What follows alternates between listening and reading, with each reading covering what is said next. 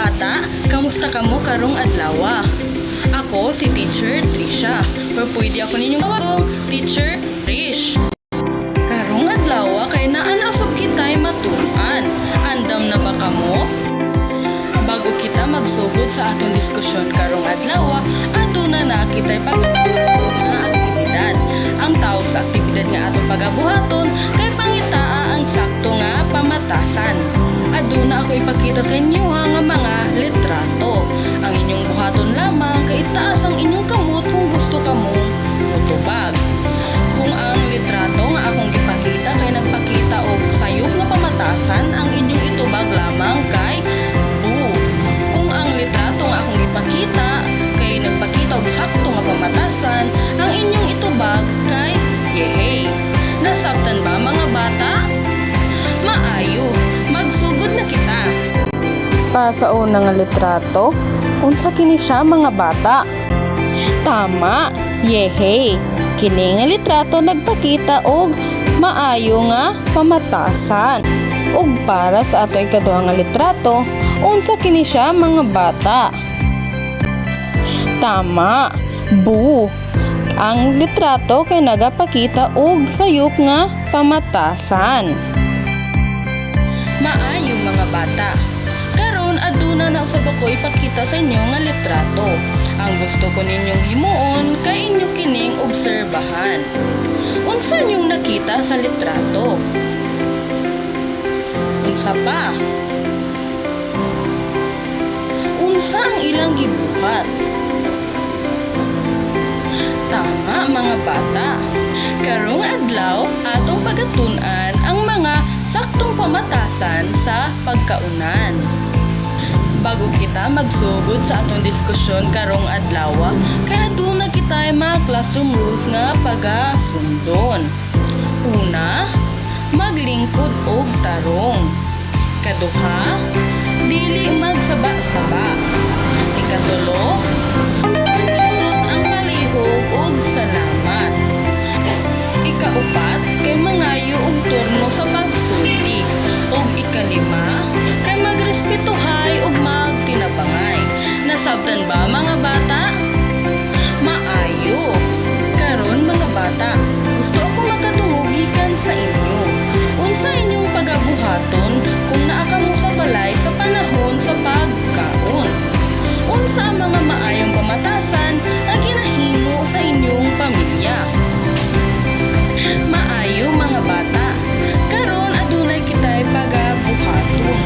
Mohimo kita og istorya base sa inyong kasinatian sa mga saktong pamatasan sa inyong balay kada panahon sa pagkaon. Ako ang magsulat ug kamo ang musulti. Nasabtan ba mga bata? Andam na ba kamo? Maayo. Ang title sa atong storya pagabuhaton kay mga maayong pamatasan base sa akong kasinatian. Nasabtan ba mga bata? Karon mga bata, sa inyong mga panimalay, kinsa tong una mo mata ug naga-prepare sa inyong pagkaon? Maayo. Karon pagkahuman ni mama sa pagluto sa mga pagkaon, unsa iyang sunod nga ginabuhat? Maayo mga bata. O unsa man pod ang inyong mga ginabuhat, deserve mo mangaon. Tama. Kung naamo sa kananan, unsa ang inyong mga ginabuhat mga bata? Unsa pa? Unsa pa gyud? Maayo mga bata. Ug karon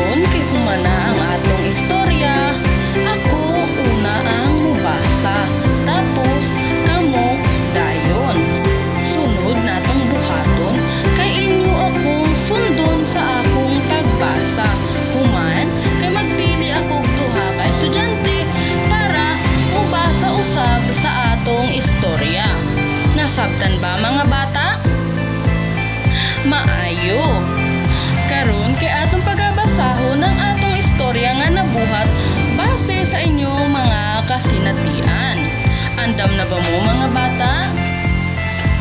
Maayo magsugod na kita.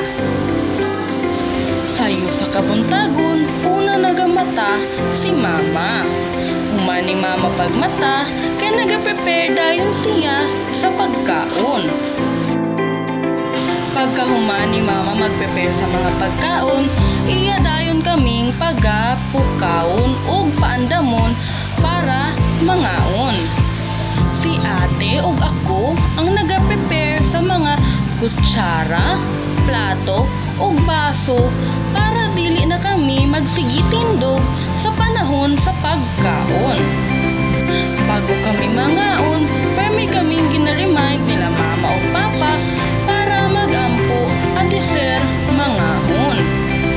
Ginabawal pod ang pag-istorya samtang puno ang baba sa pagkaon ug bawal usab kami magdula og cellphone.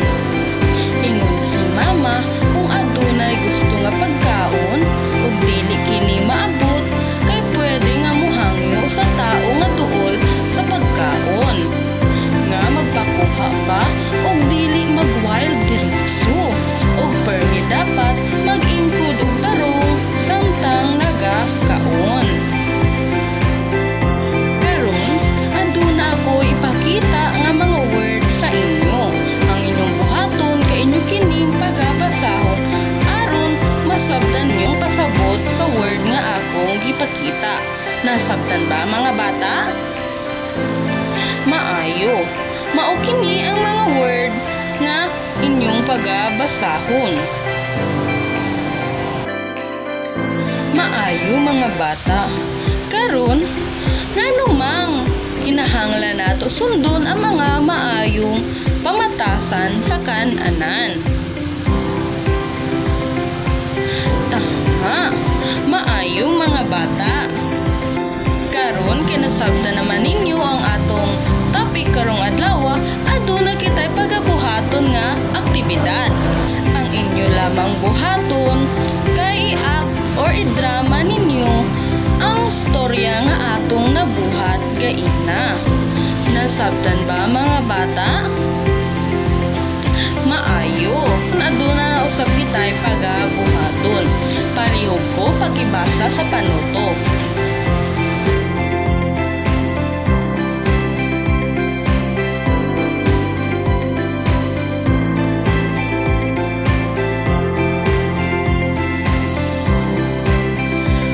Sa inyong assignment, ang inyo lamang buhaton kay inyong obserbahan na inyong pamilya samtang nagakaon.